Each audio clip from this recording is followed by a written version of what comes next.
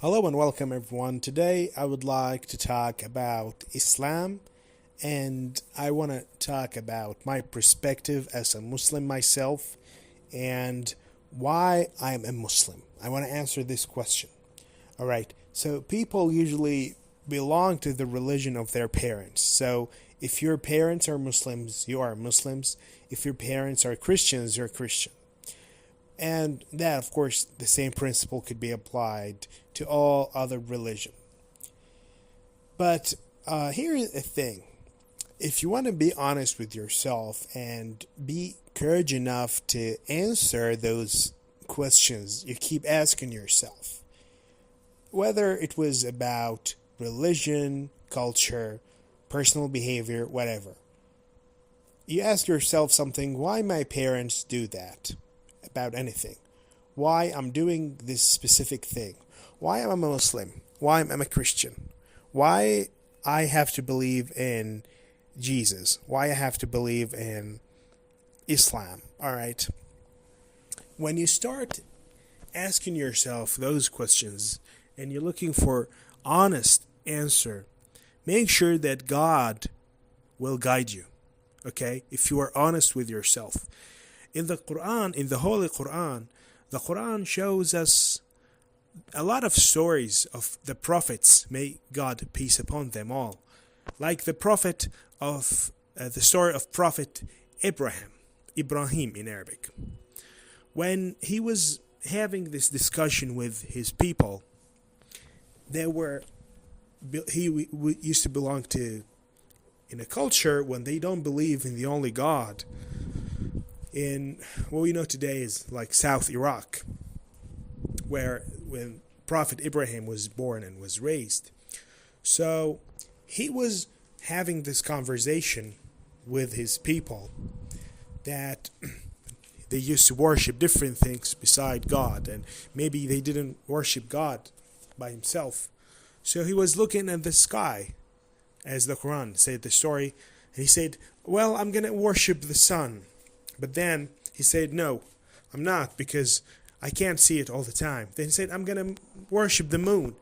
Well, some scholars said that he was actually convincing his people by saying that. And others said, no, he was actually having a real conversation with himself and with the people. He was not a prophet yet.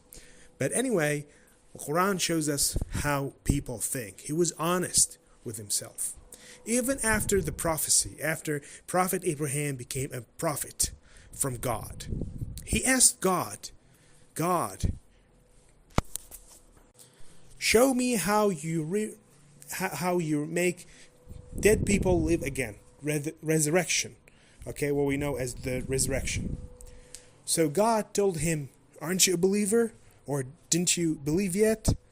Or something like this. He said, yes, I am, my Lord. I'm a believer, but I want to, in Arabic, لِيَطْمَئِنَّ قَلْبِي means I want to make sure. I want to feel peace inside. Alright? This is what he meant.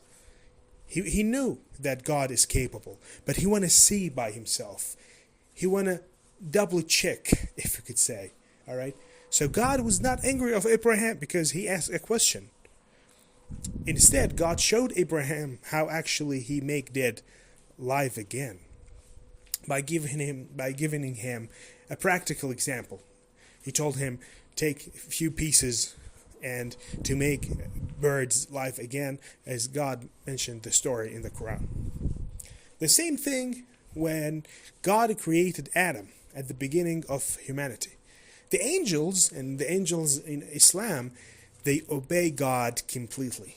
They can't actually disobey God. They don't have this ability. Even though when God created humans, the angels said, God, are you going to create those creatures, the people, who are going to make blood shed and they're going to make corruption in the earth? God said, I know what you don't know. So the same principle, God was not mad of the angels because they asked. They didn't tell him, no, go out of my mercy or something like that. No, God actually told them first that I know, that means God knows what they don't know, the angels. Then he showed them that Adam has something better than them. the knowledge, because he taught Adam all the names, as is mentioned in the Quran. Then he told the angels that he showed them that Adam has something they didn't have, which is knowledge. Okay, so this is why he created Adam. So God had created a creature with a free will, something that the angels don't have. All right? So the point is, asking a question is not forbidden. It's not haram. All right? It's actually totally fine. It's actually something good.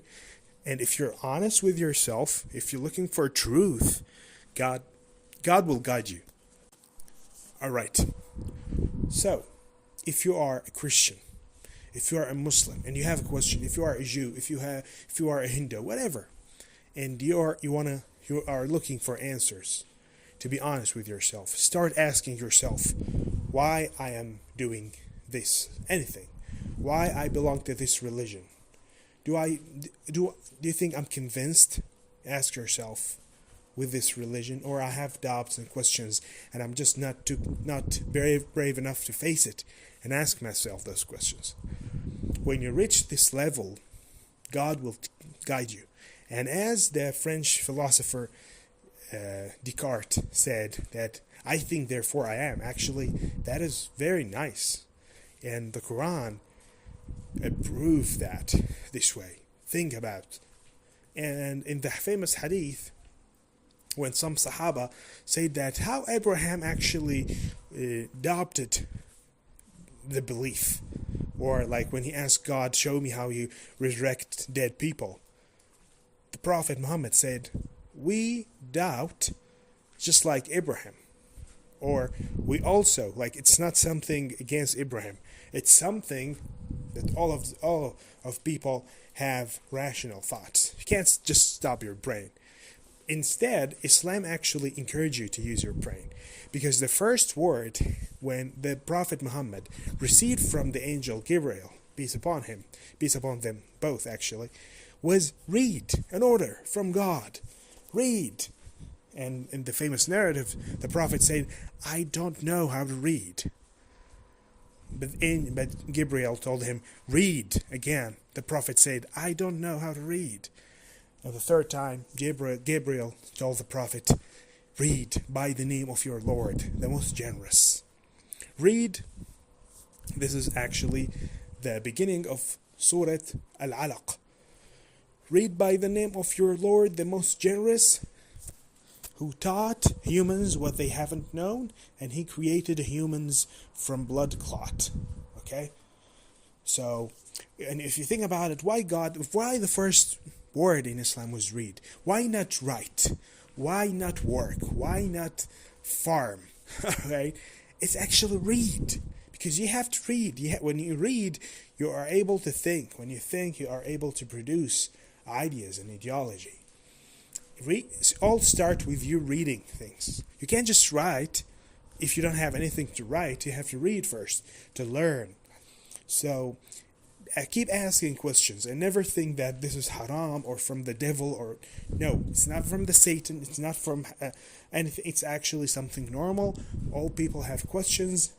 Even the Quran shows that prophets are rational. Like even saints or prophets and holy people are rational. Like in the Quran, Holy Mary, peace upon her, when she was pregnant with Jesus without a marriage, according to the Quran, she asked, oh my God, she said, how that is possible? No man has touched me, she said, and even though I'm pregnant. And God told her, because God is capable of everything. Okay, so the same thing with the prophet Moses and the prophet Zechariah and his son Yahya. All right, John. Prophet Zechariah was actually shocked. How he could possibly have a son when he was so old and his wife was so old too.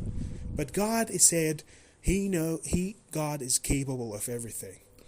So what I want to say from this video, that it's totally fine. It's actually something you have credit for. If you think you have credit for, to ask questions. Don't let yourself stop yourself from asking questions. Instead, ask questions and know, if you're honest with yourself, I swear by my Lord that God will guide you. So keep thinking, and thank you.